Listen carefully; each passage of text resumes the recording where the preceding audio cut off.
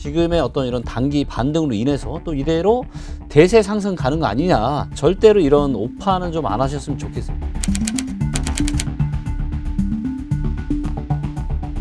이런 것들이 나오면서 매수세가 좀 유입이 되면서 거래량도 좀 늘고 이렇게 상승세가 조금씩 커지고 있는 이런 모습이라고 볼 수가 있겠죠.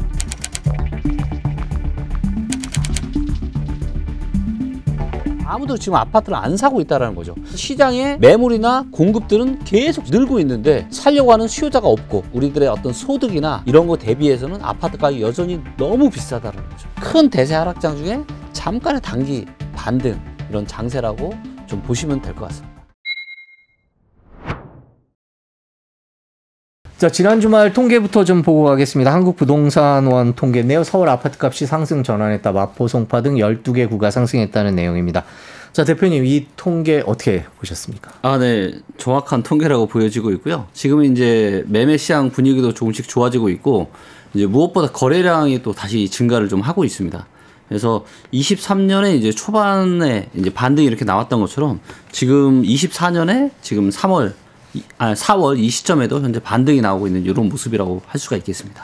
자, 그럼 이 상승이 대세 상승이냐, 그래서 지금이 바닥이냐, 이게 이제 가장 중요할 텐데 대표님 개인적으로는 어떤 견해를 갖고 계십니까? 데이터에 기반한 제 견해를 말씀드리면 지역마다 너무 달라요. 그러니까 예를 들면 이제 울산 같은 지역은 지금 허리까지 떨어졌어요. 허리까지 떨어졌고 데이터상으로 앞으로 좋아질 게 명확히 눈에 보이거든요. 그런데 이제 지금 서울 같은 지역은 지금 너무나도 이제 고평가되었기 때문에 이 상태로 대세 상승은 가기 너무 힘들다. 그래서 주택 구매력 지수 데이터를 보나 소득 대비한 아파트 가격을 보나 지금은 사람들이 감당할 수 있는 정도의 가격이 아니에요. 그래서 여전히 역사적으로 봤을 때 지금 한 가슴 정도 되기 때문에 서울이나 이런 일부 고평가 지역들은 절대로 대세의 상승을 가기 힘들다. 그렇게 판단하고 있고 또 무엇보다 이제 거래량이 너무 작잖아요. 그러니까 거래량이 이제 조금 늘긴 했지만 이거는 말 그대로 조금 는 거고요. 우리가 역사적인 수도권의 평균 거래량이 월 평균 거래량이 대략 2만 건 정도 되거든요. 근데 지금은 그거에 비하면 거래량이 너무 작아요. 그렇기 때문에 이런 작은 거래량으로는 절대로 대세의 상승자로 이야기할 수가 없는 거고요. 또 무엇보다 매물이 거의 지금 역사상 최대치가 쌓여 있어요. 그래서 수도권만 해도 25만 채 이상의 엄청난 지금 매물이 쌓여 있고 그렇기 때문에 지금은 그냥 잠깐의 그냥 우리가 이제 2008년 이후에도 2013년까지 쭉 하락을 했잖아요. 근데 보면은 하락하다가 좀 반등 나오고 또 하락하다가 반등 나오고 그리고 쭉 하락하고 이런 패턴들이 나타났거든요. 그렇기 때문에 23년에 나타났던 이 반등 그리고 추석 이후에 또 하락 패턴 그리고 또 정부 정책들로 인한 또 반등 하지만 올해 이제 하반기가 들어서면은 그때부터 이제 진짜 본 흐름이 나올 거라고 좀 보고 있고 데이터에 기반한 저의 전망은 상중하죠. 그래서 하반기로 갈수록 좀 안 좋아지겠다 이렇게 전망을 하고 있습니다. 저는 한 빠르면 7, 8월 늦어도 한 9월, 10월 달부터는 이제 다시 하락의 패턴이 나오지 않을까 좀 보고 있고요. 그리고 이제 많은 분들이 또 관가하셔서는 안 되는 부분들이 뭐가 있냐면 이 스트레스 DSR이 이제 단계별로 시행이 되는데요. 일단 1단계가 시행이 되었고 이제 2단계가 올해 한 6월이나 7월 달부터 시행이 될 거고 마지막 3단계가 이제 내년부터 시행이 될 거예요. 그런데 이제 스트레스 DSR이 시행이 된다는 얘기는 뭐냐면 이 부동산 시장으로 들어오는 이 어떤 유동성을 축소하겠다라는 거거든요. 그래서 대략적으로 본인의 연봉 정도만큼 대출 한도가 줄어들게 돼요. 그래서 이것들이 일단은 주택담보대출부터 시작을 했지만 이제 올해 중순 지나고 나서부터는 신용대출이 들어가요. 그리고 제2금융권이 또 들어갑니다. 그리고 마지막으로 이제 3단계가 이제 완전 다 전면적으로 시행이 되는 건데 그때는 주택담보대출, 신용대출, 그리고 기타 대출, 그리고 여기에 1금융권뿐만이 아니라 2금융권, 저축은행이나 뭐 캐피탈 이런 것들이 다 한도가 포함이 되는 거죠. 그렇기 때문에 어떤 신규 부동산 시장으로 들어오는 어떤 이런 유동성이 많이 축소가 될 것으로 지금 전망이 좀 되고 있거든요. 그렇기 때문에 지금의 어떤 이런 단기 반등으로 인해서 또 이대로 대세 상승 가는 거 아니냐. 절대로 이런 오파는 좀 안 하셨으면 좋겠어요. 다만 일부 지역들 뭐 예를 들면 충남이나 울산이나 뭐 일부 지역들이 있는데 이런 지역들은 이미 이제 허리 밑으로 좀 떨어지기도 했고 또 여러 가지 어떤 수급 상황으로 좀 봤을 때도 양호해질 수밖에 없어서 뭐 지금 당장은 아닐 수 있지만 올해 뭐 가을이나 늦어도 내년 상반기 정도부터는 다시 이제 대세 상승장으로 지금 턴어라운드 할 걸로 지금 보여지고 있거든요. 그 상승 얘기를 하면서 동시에 또 어떤 지역은 떨어지고 있다 그래서 양극화 얘기가 네. 이제 언론에 많이 나왔습니다. 실제로 지금 상황을 그렇게 봐야 될까요? 지금 이제 이 양극화에 대한 부분들을 이제 두 가지로 정확하게 좀 나눠볼 수가 있을 것 같은데요. 자, 일단 10억 이상의 고가 아파트, 이 아파트들은 엄청난 수혜를 받았어요. 상대적으로. 왜냐하면 최근에 이제 부동산 시장의 이런 하락을 불러왔던 가장 큰 원인은 뭐냐면 이 담보대출 이자의 증가로 인해서 이 부채를 견딜 수가 없기 때문에 그래서 이제 가격이 많이 떨어졌던 건데 코로나 시대 2020년과 21년에 10억 이상 아파트는 전부 다 현금만 주고 살 수가 있었습니다. 그러다 보니까 그때 사셨던 분들은 전부 다 여유가 있으신 분들이고 그래서 이 금리 상승으로 인한 대출이자 부담에 굉장히 자유로웠죠. 그러다 보니까 매물을 막 급하게 던질 이유도 없고 편안한 거죠. 그래서 이제 상대적으로 이 지역들이 양호한 흐름을 보이고 있다라고 보시면 됩니다. 절대로 이 지역들이 뭐 하락을 할 일이 없어서 무조건 수요가 몰려서 절대 그건 아니다. 네. 그래서 이런 부분들이 있고요. 그래서 15억 이상 아파트에 대한 어떤 이런 패턴들 그리고 완전 이 하이엔드 부자들 이들이 또 엄청난 이제 뭐 70억, 80억, 90억, 100억대 엄청난 또 이런 신고가 거래들이 종종 나온단 말이죠. 근데 이것들을 가지고 전체 부동산 시장을 이야기하는 또 힘들어요. 그렇기 때문에 그거는 말 그대로 아주 이제 작은 거래량 중에서 아주 소수의 슈퍼 리치들만의 그들만의 리그다라고 좀 생각하시면 되고 이게 전체 부동산 시장을 절대로 이야기해주는 못하고요.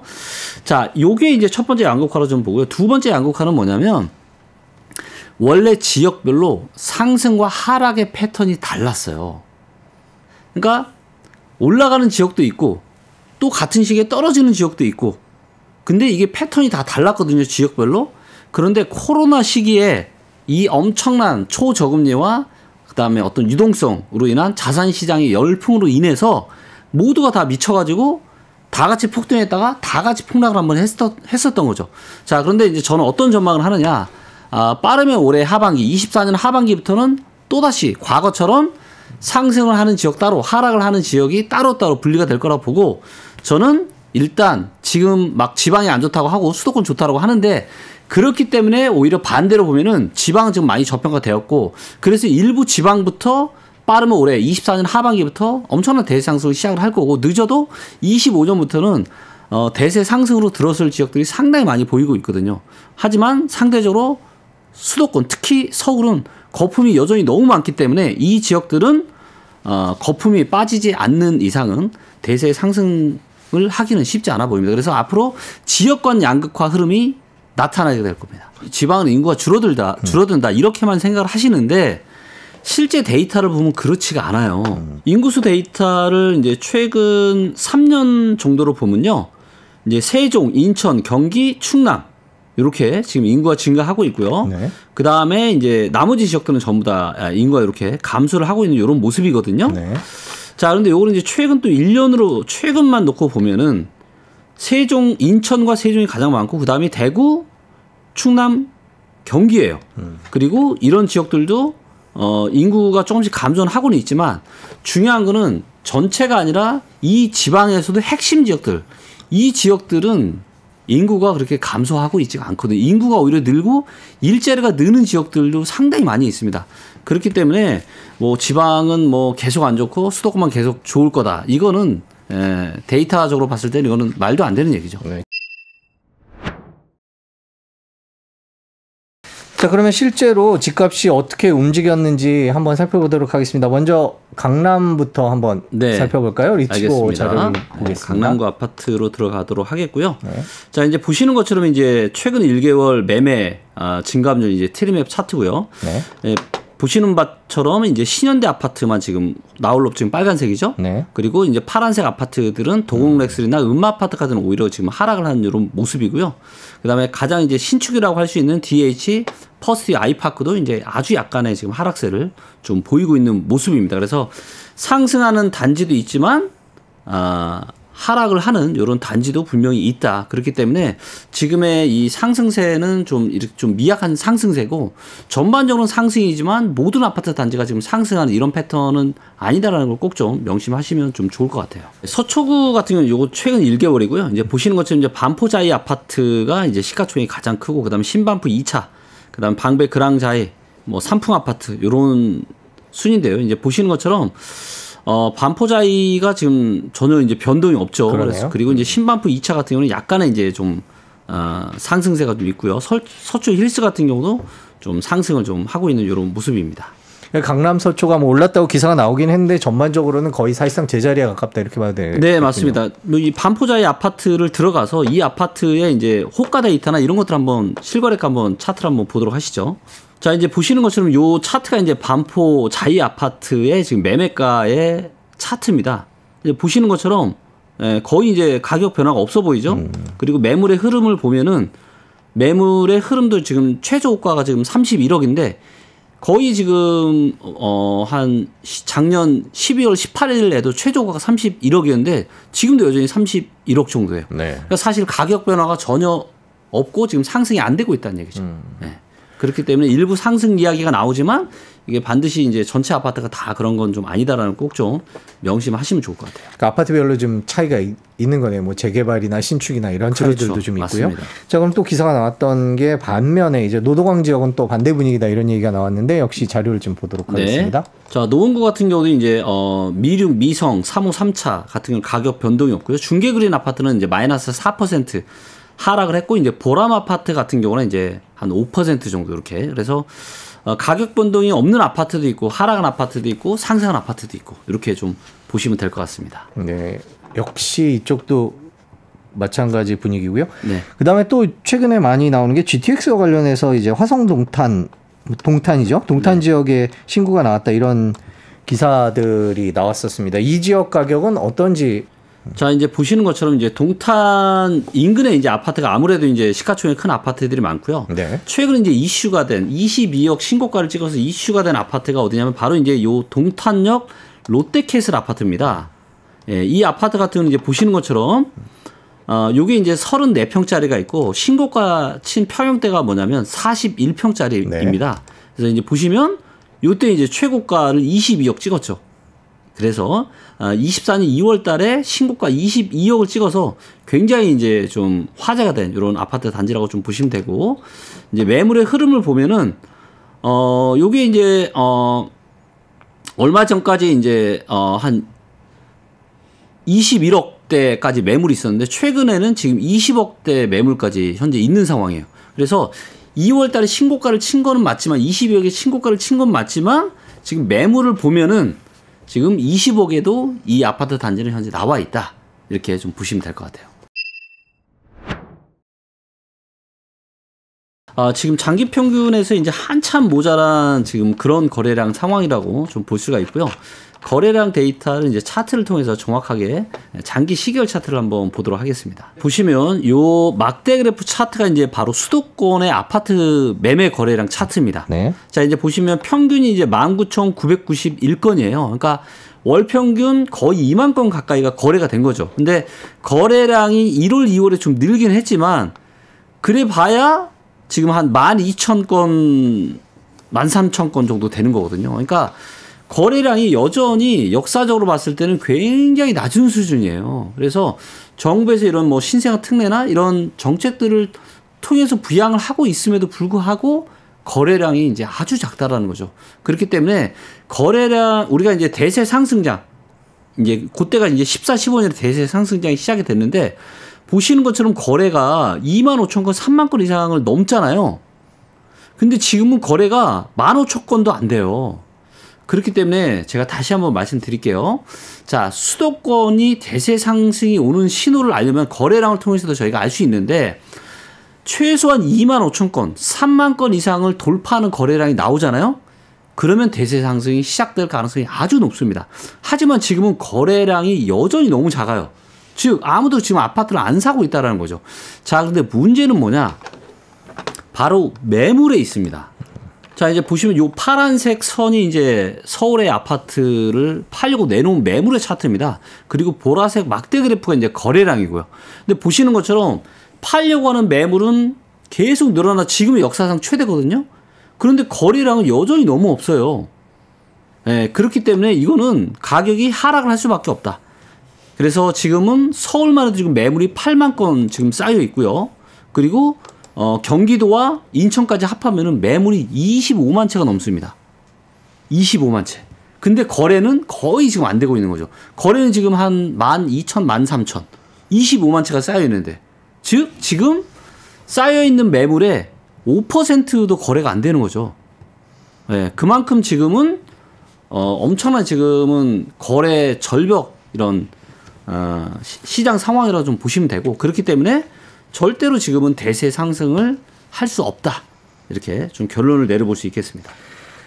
거래량이 줄어들고 매물이 쌓이는 이유는 뭐 집값이 여전히 비싸고 또 앞으로 더 떨어질 수 있다라는 부동산 가격 전망 이런 것들이 어우러져서 생긴 현상이다. 이렇게 분석 기사들이 나오는데요. 어떻게? 네. 네, 맞습니다. 그러니까 결국에 가격을 결정을 하는 거는 수요와 공급이잖아요.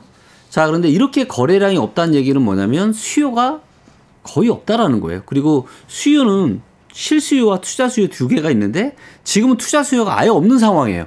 그럼 실수요밖에 없는데 이 실수요는 이미 코로나 때 썼고 특례 보금자리 때 썼고 그다음 신생아 특례 또 썼고, 그러니까 실수요가 남아있는 실수요가 거의 없는 거예요. 자, 그러면 공급인데 공급은 입주 물량도 있지만 시장에 지금 팔려고 나온 매물도 사실은 다 공급이고 그다음에 최근 지금 많이 늘어나고 있는 경매도 다 공급이거든요. 그런데 이런 시장의 매물이나 공급들은 계속 지금 늘고 있는데 살려고 하는 수요자가 없고, 그런데 가격 우리들의 어떤 소득이나 이런 거 대비해서는 아파트 가격이 여전히 너무 비싸다라는 거죠. 그렇기 때문에 지금은 어떤 대세 하락, 큰 대세 하락장 중에 잠깐의 단기 반등 이런 장세라고 좀 보시면 될 것 같습니다. 금리 얘기를 좀 여쭤볼게요. 하반기 미국의 기준금리 인하되면 좀 달라지기 때문에 물론 이제 우리나라 DSR 얘기를 아까 해주시긴 했습니다만은 그래도 상황이 조금 바뀌지 않겠느냐 이런 주장들도 있습니다. 어떻게 생각하십니까? 네, 충분히 일리 있는 주장이라고 저는 판단하고 있고요. 기본적으로 금리가 인하가 된다라는 거는 내가 대출을 껴서 부동산을 샀을 때 이자 부담이 낮아지기 때문에 당연히 수요를 증가시키는 역할을 합니다. 그래서 기본적으로는 부동산 시장이 호재인데, 자, 하지만 이 호재가 모든 지역에 작동하지는 않는다라는 거죠. 자, 요거를 제가 또 데이터를 통해서 제가 명확하게 설명을 좀 드릴 텐데요. 요 빨간색 차트가 바로 한국의 주택담보대출 금리 차트입니다. 네. 자, 이제 보시는 것처럼 최근에 이제 22년에 5.24%로 거래량이 금리가 고점을 찍고 그리고 지금 금리가 계속 떨어지고 있죠. 주택담보대출 금리가. 그래서 이제 지금 4% 초반대입니다. 그래서 주택담보대출 금리가 내려왔어요. 하지만 과거에 보시면 2008년 10월 달에 금리가 제일 높았거든요.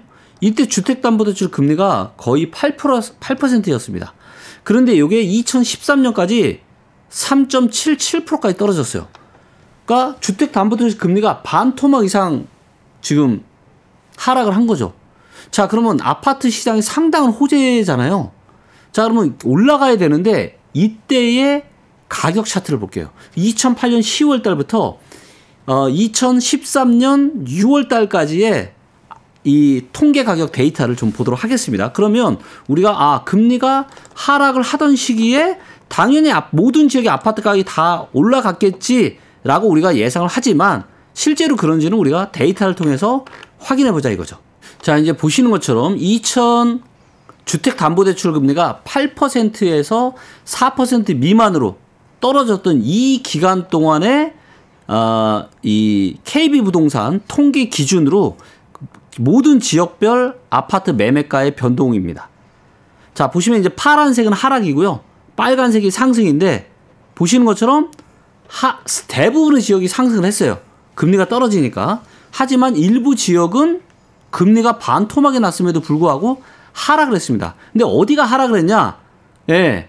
인구와 일자리가 몰린다라고 하는 수도권만 지금 떨어졌거든요. 네. 서울, 경기, 인천만. 그리고 나머지 지역들은 단 하나도 예외 없이 다 상승을 했습니다. 자, 그렇다면 아니 주택담보대출 금리가 떨어지는 거는 부동산 시장의 호재인데 왜 수도권만 떨어지고 그리고 지방만 다 올랐냐라는 거예요. 그리고 이 시기에도 당연히 인구와 일자리가 수도권으로 많이 몰리고 그랬겠죠. 예, 그렇기 때문에 그러면 이러한 차이를 불러온 가장 큰 이유는 뭐냐? 바로 수도권은 이 당시에 너무 고평가되어 있었고 지방은 저평가되어 있었기 때문에 저평가가 된 상태인데 금리마저 떨어지니 이 지역들은 대세 상승을 했던 거고 수도권은 거품이 상당히 많았기 때문에 금리가 반토막이나 났음에도 불구하고 계속 하락을 했었던 거죠. 그리고 거래량이 없었고 그리고 14년 정도 되니까 다시 저평가 구간에 접어들면서 거래량도 늘면서 다시 이제 수도권 시장이 대세 상승 시작을 한 거죠. 그렇기 때문에 금리가 떨어진다고 해서 당장 이게 모든 지역의 부동산 가격 상승으로 이어지지는 않는다라는 거죠. 반드시 거품이 해소가 돼야 된다라는 겁니다.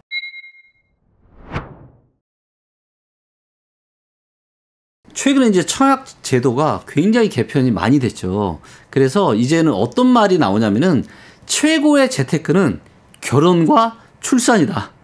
이게 지금 최고의 재테크라고 할 만큼 청약 제도가 신혼부부와 아이를 낳는 부부에게 너무나도 지금 좋게 바뀌었거든요.